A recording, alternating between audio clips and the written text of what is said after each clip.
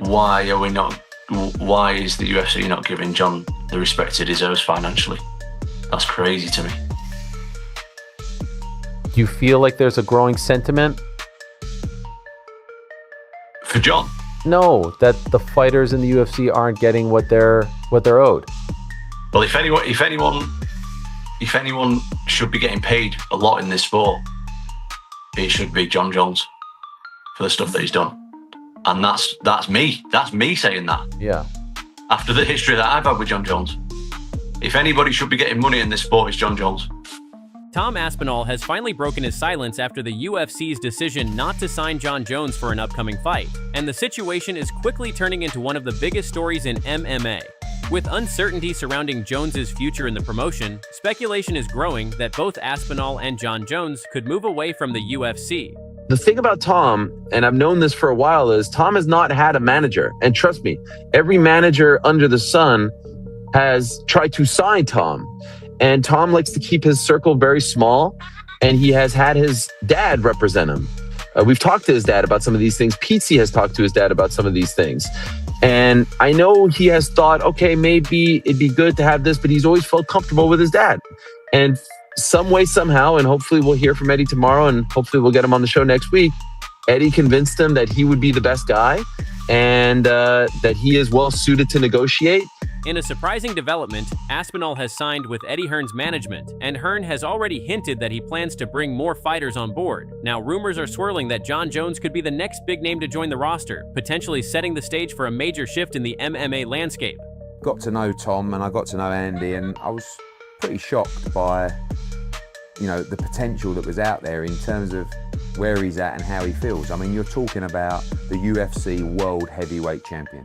You're talking about one of the biggest stars in British sport. You're talking about one of the biggest stars globally. I mean, in a boxing sense, you are the baddest man on the planet, and that's what he is. And he's a good guy, and talking to Andy, which can last a long time sometimes, the passion that they have, the groundness that they have, the integrity they have. Stay with us, because by the end of this video, you are going to understand exactly why the UFC might be fighting a war on two fronts and losing both. Let's start at the beginning. At UFC 326's post-fight press conference, Dana White was asked point-blank about Jon Jones and the White House card. White didn't mince words. Never, ever, ever, which I told you guys 100,000 times, was Jon Jones even remotely in my mind to fight at the White House. There is speculation, of course, that it's Jon Jones. No, it's not. Was Jon Never, ever, ever, which I told you guys 100,000 times, was Jon Jones even remotely in my mind to fight at the White House. I wouldn't. First of all, I've told you why I wouldn't do it. And number two, some guy with, meta glasses on filmed him talking about his hips, that his hips are so bad. And I don't know if you guys saw that flag football game where he can barely run. Jon Jones he retired because of his hips. He's got arthritis in his hips. Apparently he's been, doctors say he should have hip replacement. He then went one step further. When asked whether it was safe to call Jones retired for good, White simply said, yes. Very fair. Is it fair to say then Jon Jones is retired and this is the end of his time? Yes. Okay. Very fair. That lit the fuse. Jones, 38, a former two-division champion widely regarded as one of the greatest fighters in the history of the sport, fired back with a lengthy public statement that called out White directly. And he did not hold back. Dana, you were heated about why I'm not on the White House card, but let's clear something up. My team and I were actually negotiating with the UFC for that fight. Real negotiations. I even came down from my original number, and what was I offered in return? I was lowballed. Jones made clear this wasn't about his hip, a condition that White had used to question his fitness. Jones addressed that directly too.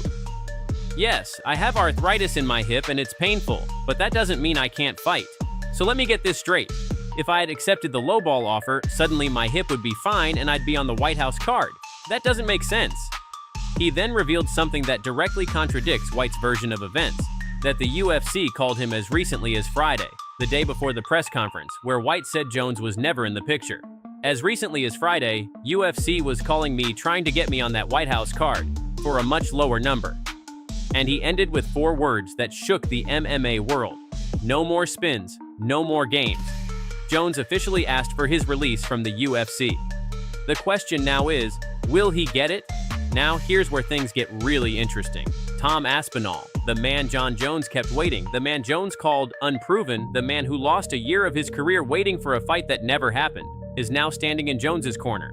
I would hope so, but those guys who be talking about Conor McGregor and Jon Jones and guys like that, like they bring in the other guy. Those are the guys who brought in the revenue for over 10 years. Yeah. They need to be getting paid what they deserve, in my opinion. Speaking on the Ariel Helwani show, Aspinall gave what he himself called a crazy reaction. My reaction to that, and this is probably going to be crazy to a lot of people listening, but why is the UFC not giving Jon the respect he deserves financially? That's crazy to me. My reaction to that, and this is going to probably be crazy to a lot of people listening, but why is the UFC not giving Jon the respect he deserves financially? That's crazy to me. And then he went even further. If anyone should be getting paid a lot in this sport, it should be Jon Jones for the stuff that he's done. And that's me saying that after the history that I've had with Jon Jones, if anybody should be getting money in this sport, it's Jon Jones. Do you feel like there's a growing sentiment? For Jon? No, that the fighters in the UFC aren't getting what they're owed. Well, if anyone should be getting paid a lot in this sport, it should be Jon Jones for the stuff that he's done. And that's me. That's me saying that. Yeah. After the history that I've had with Jon Jones. If anybody should be getting money in this sport, it's Jon Jones. He backed it up with a logical point about precedent. The UFC already offered Jones $30 million to fight Aspinall, so why are they acting like he isn't worth it now? They offered him $30 million to fight me, so why have they not offered it again? I don't understand. These are the guys who brought in the revenue for over 10 years. They need to be getting paid what they deserve, in my opinion. Well, they offered him $30 million to fight me, so why have they not offered it again? I don't understand. Ariel, you're the man. You're the man in the know. I think it's yesterday's deal isn't today's deal or that type of thing. Okay. And Wow. I think also the thinking is, hey, we're losing money off of this White House card, the $60 million. I mean, I agree with you. I think Jon Jones, if Conor Benn is a $15 million fighter, more power to him. I think it's great that he got that. Jon Jones is actually more than a $30 million fighter. And Conor McGregor's probably a $75 million fighter, if you get what I'm saying. Completely agreed. And you're probably a $25 million fighter. I would hope so, but those guys who be talking about Conor McGregor and Jon Jones and guys like that, like they bring in the other guy. Those are the guys who brought in the revenue for over 10 years. Yeah. They need to be getting paid what they deserve, in my opinion. To hear those words come from Aspinall, of all people, tells you everything about just how widespread the frustration with UFC's pay structure really is. So how did Aspinall end up at the center of all this? Let's talk about the Matchroom deal and why it matters far beyond just one fighter. When Eddie Hearn reviewed Aspinall's UFC contract for the first time, he couldn't believe what he was reading. I'm going over his UFC contract, talking about the numbers he's made over the last 3 to 5 fights, and I'm just sitting there going, I actually can't believe what's going on. This is what we need to do. This is so perfect, this relationship. And I'm looking at him. I'm going through his UFC contract. I'm talking about the numbers that he's made over the last 3, 4, 5 fights. And I'm just sitting there and I'm like, I actually can't believe what's going on. Aspinall described that same moment with brutal simplicity. When they were looking through my contract, they were just giggling. It was like I told them a joke or something. And when they were looking through my contract, they were just giggling. They just kept, it was like I told them a joke or something. But like I said, that's what we signed up for. It's not. Gas. Fucking gas.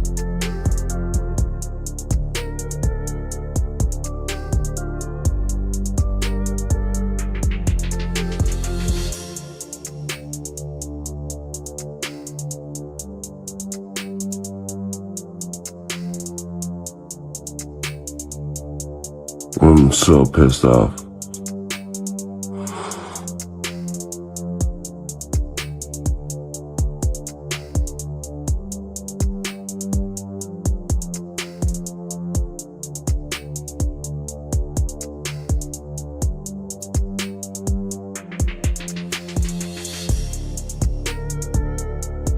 I'm so pissed off.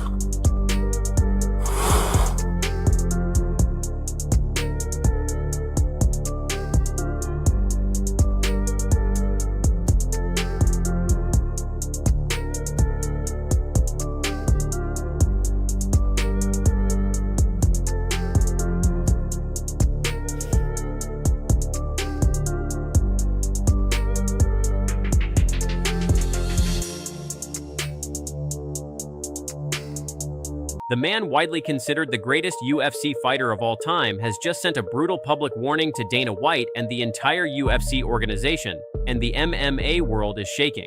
Jon Jones recently said in public that if the Ultimate Fighting Championship believes he is already done, then they should end his contract and release him.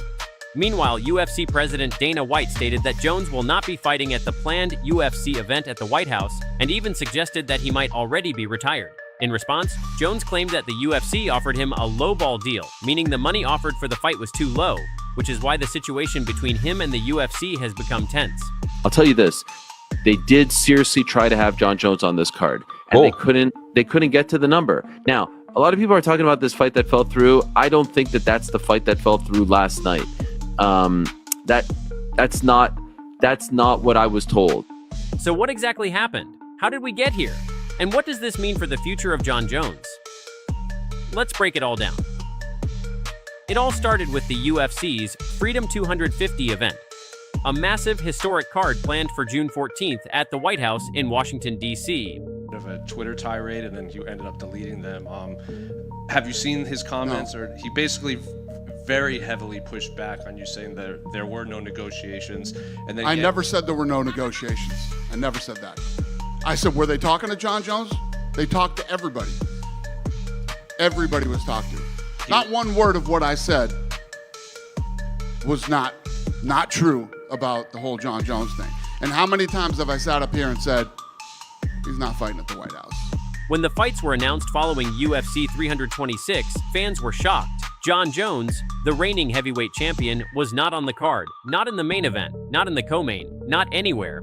Dana White then stepped to the microphone and said something that lit the fuse. He said, and I quote, "Jones was never, ever, ever even remotely in his mind to fight at the White House." It's not even about him winning the belt. You know how I felt about him. I can't risk putting him in big positions in a big spot and have something go wrong, especially the White House card. White went further. He brought up a video that had gone viral.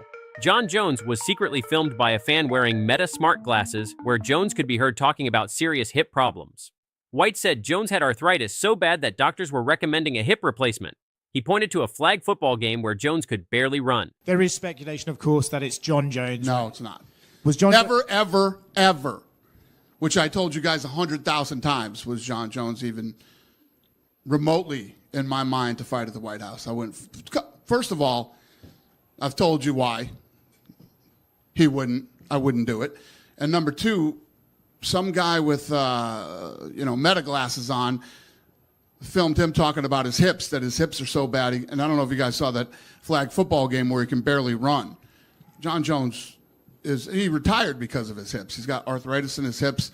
Jones did not stay silent. First, he posted and deleted several tweets on Sunday pushing back. Then, on Monday afternoon, he came back with a full composed statement. And this time, he left nothing out.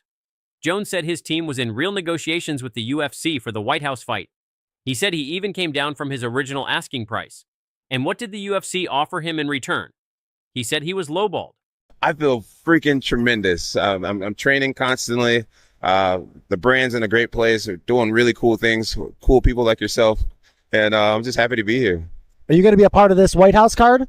I don't know. I'm definitely training constantly for the opportunity. My goal is to just show Dana how serious I am about being in the event, and I hope he chooses me. But ultimately, it's in his hands. He's the boss. It's got to be a good sign that you're here, though. Like with CBS and Paramount Plus and this big UFC deal, I feel like if you weren't in everyone's good graces right now, I probably wouldn't be talking to you, right? Exactly. It's a great sign that I'm not only here, but a part of the production and part of the Jones addressed the hip situation directly and powerfully. He said yes, he has arthritis, and yes, it is painful, but that does not mean he cannot fight. And here is the part that really landed. He said, if he had accepted the lowball offer, suddenly his hip would have been fine and he would have been on the White House card? That makes no sense. Jon Jones is going to fight again. Well, let me give you a clue. He's not going to fight in 2026. And it's not an opportunity of going, hey, I changed my mind. Look, it's all cool in the gang. You know, we rethought this and I came in a little bit strong and the model has changed and I'm good for the fight with Tom. It's not an option. Jones also revealed that just last week, he received stem cell treatment to get his hip ready to compete. He said his training camp was literally scheduled to begin on March 9th, the same day he posted this message. He was preparing, he was ready to fight, And then he dropped the biggest line of all. He said that as recently as Friday, just days before his statement, the UFC was still calling him trying to get him on the White House card, but for an even lower number than before. Think about that for a second. The UFC publicly said Jones was never in the picture, yet their own people were on the phone with his team on Friday trying to make the fight happen at a cheaper price. That contradiction is exactly what Jones wanted the world to see. Jones ended his statement with an ultimatum that sent shockwaves through the entire MMA community. He said, after everything he has given to the UFC, the years, the title defenses, the fights, hearing that he is done is deeply disappointing. And then he said it plainly. If the UFC truly feels like he is done, he is respectfully asking to be released from his contract. This is not a small moment. Jon Jones asking for his release from the UFC is one of the biggest stories in combat sports history. This is the greatest fighter of all time. A man with a 28-1 record, with his only loss coming by disqualification, saying he is done being treated this way. It is worth remembering what Jones has actually built inside that octagon. 20 consecutive wins, the youngest UFC champion ever, victories over Lyoto Machida, Mauricio Rua, Alexander Gustafsson, Daniel Cormier twice, and most recently Stipe Miocic. His resume is untouchable, and he knows it. The UFC has not publicly responded. Now let's talk about what is really behind all of this, the money. According to sources close to the situation, Jones was looking for a number in the range of around $30 million, similar to what he was reportedly offered to fight Tom Aspinall last year, a deal he turned down. The UFC came back with a number much closer to what Conor McGregor's opponent Ben received, reportedly around $15 million. That was their benchmark. Jones said no. Negotiations broke down, and the UFC moved on. Now here's where the analysis gets interesting. People close to the situation have pointed out, if Jon Jones could not get his number for the biggest show in UFC history at the White House, he is not going to get it for a smaller show. If he could not get the main event at the most historic card ever, he will not get it anywhere else. That is a cold, hard truth, and it raises a very serious question. Is this actually the end of Jon Jones in the UFC? One analyst put it perfectly. Jon Jones is so great that the sport itself does not have room for him anymore. You cannot put him against a number 5 or number 6 ranked fighter. He has to fight for a belt. But the belt situation is a mess, and Jones is 38 years old, dealing with real health issues. The window is closing, if it is not already closed. Jon Jones sent a brutal warning to Dana White and the UFC, and the entire combat sports world heard it. He says he was lowballed. He says he was lied about. He says he was ready to fight. And he says, if you think I am done, then prove it. Release me. Whether the UFC grants that release. What were you saying, Bill? His whole teammate just won the the heavyweight world championship from catch wrestling. Mm-hmm. And he'd be a really good jiu-jitsu partner for him. Because he's got good submissions. He was a 197. Nice. 160. You gave that same combo. Nice. Dipping that right. Head on the inside leg kick. On the back side. Inside leg kick. Aye. A little higher. 3. Nice. 6.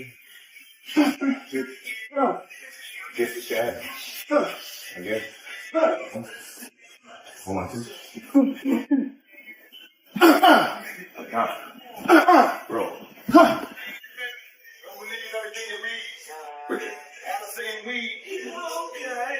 Check this out. Let's see. 6, 7. Stop. Spin. Hey! Power kick inside. Hey! Spin.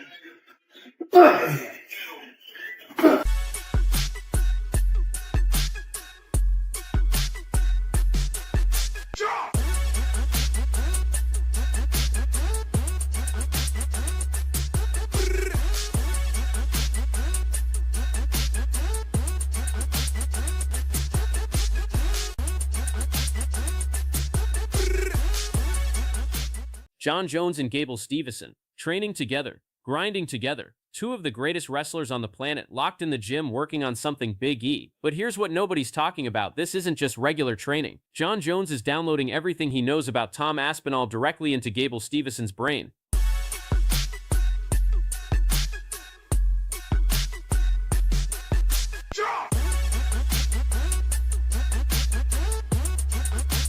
While the entire MMA world screams that Jon Jones is scared of Tom Aspinall, while Twitter erupts with accusations of ducking, Jones is playing a completely different game. He's not running. He's building a weapon specifically designed to exploit every single weakness Tom Aspinall has.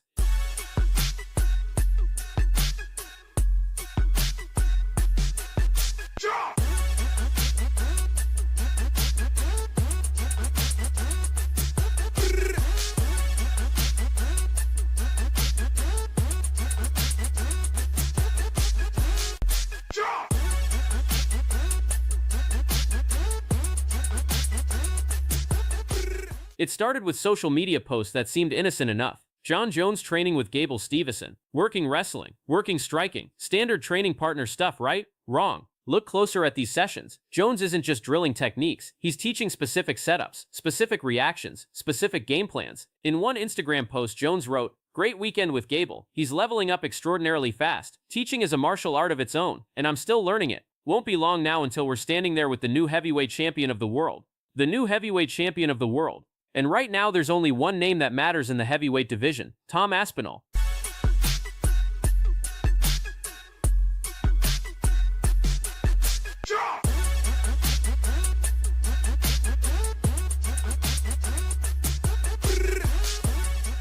For those who don't know, let me catch you up. Gable Steveson is a 25-year-old Olympic gold medalist, two-time NCAA champion, and an absolute monster of an athlete. He's 2-0 MMA with 2 devastating knockouts that took a combined 2 minutes. In his dirty boxing debut, a brutal 15-second destruction. This kid is the real deal. And now he has Jon Jones, arguably the greatest fighter of all time, with the highest fight IQ in MMA history, as his personal coach, mentor, and strategist. But here's where it gets really interesting. This isn't just about making Gable better. This is about making Gable the perfect counter to one specific fighter. This action. Gable Steveson dropping major bombs. Huge shots. Braden Peterson hanging on, but for how long? Gable in the mouth, raining punches. Vicious. Pounding and pounding vicious shots. Peterson needs to try to defend himself or they're going to stop this fight. The legacy of Gable Steveson in MMA. Let's address the elephant in the room. The MMA world has been brutal to Jon Jones lately. Jon Jones is terrified of Tom Aspinall. Bones is ducking the real champion. He knows he can't handle Tom's speed. The unified heavyweight title fight we all wanted fell through last year, and fans have been relentless ever since. But here's what everyone's missing. Jon Jones isn't scared. Jon Jones is calculating. He's doing what he's always done, playing chess while everyone else plays checkers. And Gable Steveson, he's the knight that nobody saw coming. Gable has everything that it takes. One of my teammates got injured sparring with me, and Gable's like, I'll go in.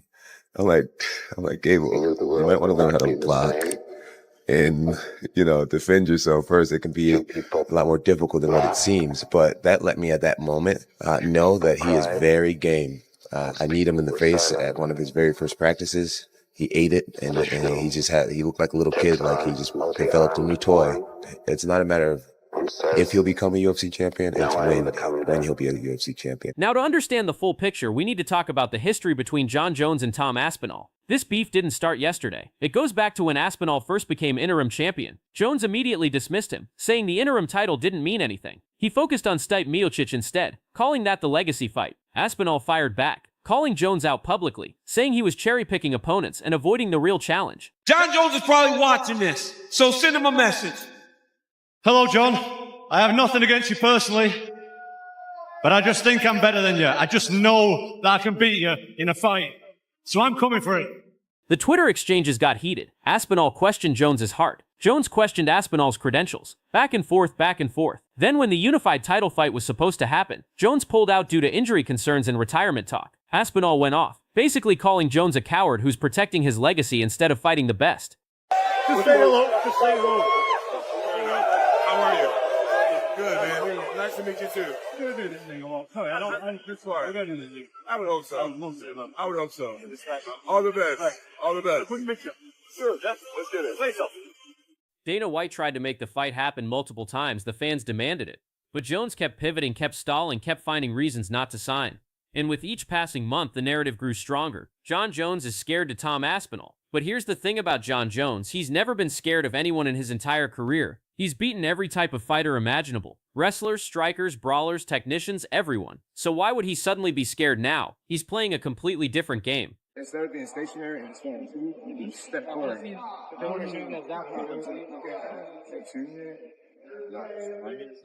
It's two different. Short two, normal. The range, Yeah. right?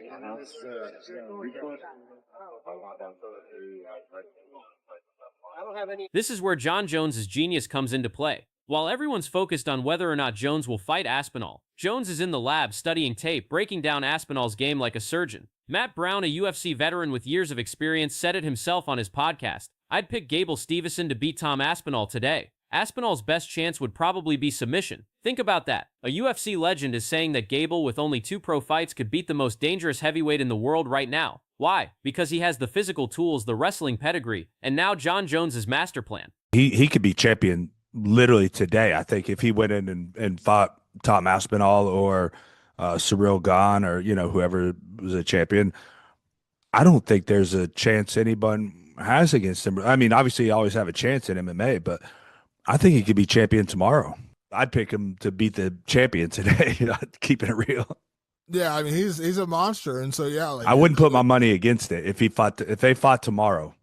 Now, Tom Aspinall isn't stupid. He sees what's happening, and he's not happy about it. Recently, Aspinall took to Twitter with a message that set the MMA world on fire. I see what you're doing, Jon. Training your boy to fight your battles? Real champions don't hide behind prospects. Real champions step in the cage themselves. If Gable wants it, he can get it too. But you and I both know who the real fight is. Stop playing chess and be a man. Ducking season is over. Since I won that fight, he's gone completely quiet, and he'll continue to go completely quiet about me until he retires, because there's no way on earth that he's going to fight me. Not a chance. I will retire Jon Jones without even fighting him.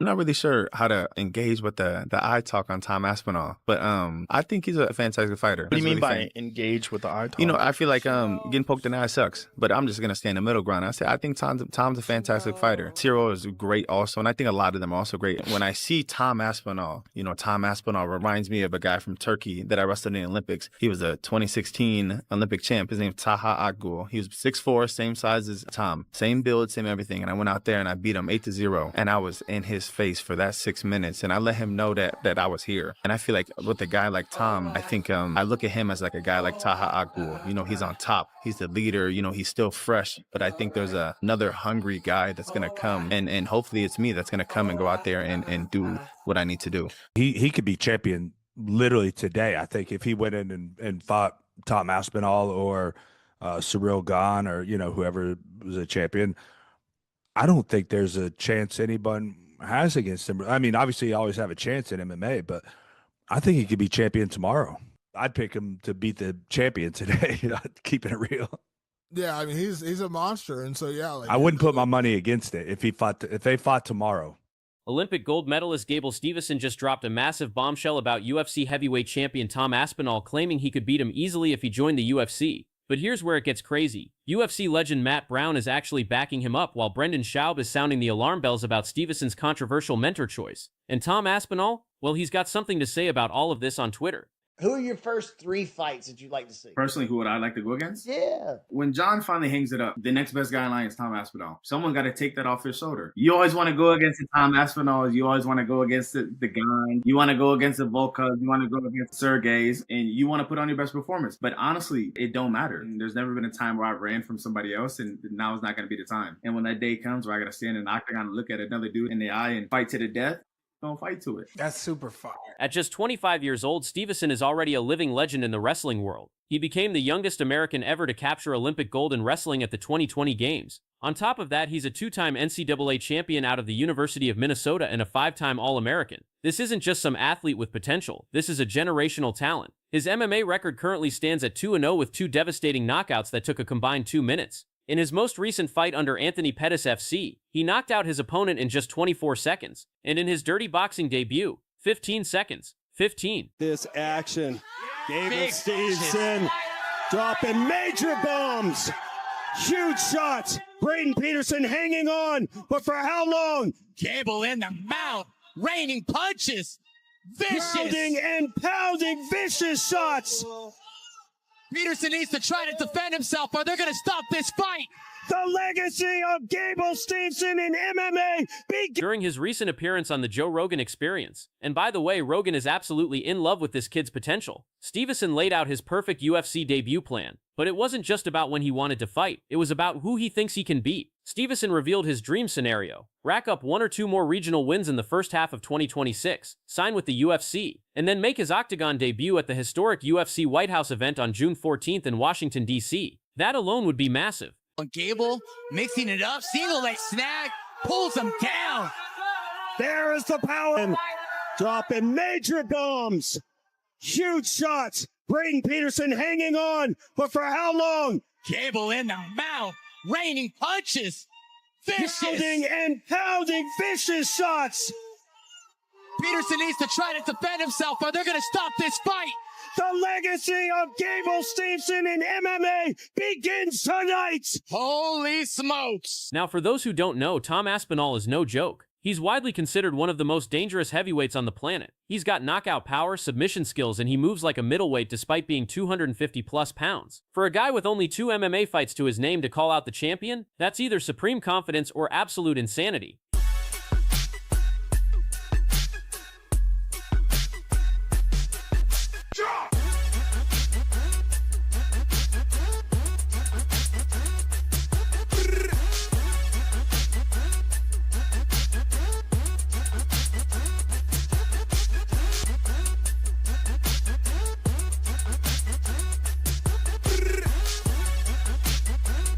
Here's where this story goes from interesting to absolutely wild. UFC legend Matt Brown, a guy who's been in there with the absolute best, a guy who knows what it takes to compete at the highest level, came out on the Fighter vs. the Writer podcast and made a statement that has the entire MMA world doing a double take. Brown didn't just say Stevenson has potential. He didn't just say he could be good someday. No, Matt Brown said, and I quote, "He could be champion literally today. I'd pick him to beat the champion today, keeping it real." Brown went even further, saying, "If he went in and fought Tom Aspinall or Cyril Gane or whoever is the champion, I don't think there's a chance anyone has against him. I wouldn't put my money against it if they fought tomorrow." He could be champion literally today. I think if he went in and fought Tom Aspinall or Cyril Gane or whoever was a champion, I don't think there's a chance anyone has against him. I mean, obviously you always have a chance in MMA, but I think he could be champion tomorrow. I'd pick him to beat the champion today. Keeping it real. Yeah, I mean he's a monster, and so yeah, I wouldn't put my money against it if they fought tomorrow. His reasoning? Stevenson's athletic ability is just that rare, especially in the heavyweight division. Brown pointed out that you'd need someone at Daniel Cormier's level, a former 2-division champion and Olympic-level wrestler himself, to even have a chance against Stevenson. Now, before anyone jumps down my throat, let me be clear. Schaub absolutely acknowledges that Jon Jones is the greatest fighter of all time when it comes to what happens inside the octagon. There's no debate there. Jones is untouchable as far as fighting ability goes. But as I'm listening to the interview, he keeps going, yeah, Jon Jones is my mentor. And Rogan's going, what a great mentor to have. Man, there couldn't be any better. What a go, blah, blah. And I'm like, I'm thinking to myself, I'm like, is it? But Schaub made a brilliant analogy that really puts this in perspective. He compared it to O.J. Simpson. Yeah, that O.J. Simpson. Schaub pointed out that O.J. was an incredible running back, rushed for 2,000 yards and won the Heisman Trophy. If you're a running back and O.J. gives you football advice, you listen. Schaub's concern is this. Gable Stevenson is 25 years old. He's about to enter a world of massive fame, enormous pressure, and unlimited temptation. Does he really want someone with Jones's track record guiding him through that minefield? Rogan had Gable Stevenson on, right? Oh, okay. Who I'm a fan of. I think he's the next American superstar. He has some baggage. You look into that. A lot of people will allude to that and say, oh, look at this. He did this. Listen, he's found innocent in a court of law. What do you want me to do? Matt Brown actually echoed some of these concerns on his own podcast, saying probably the most important thing that Gable needs is life coaching. How's he going to deal with fame? Let's dig deeper into this Jon Jones mentorship situation, because it's not all black and white. And look, there's value in that. Jones knows what it's like to be at the absolute pinnacle of the sport. He knows the pressure, the expectations, the mental games. If anyone can prepare Stevenson for what's coming, it's someone who's been there. Gable has everything that it takes. One of my teammates got injured sparring with me, and Gable's like, I'll go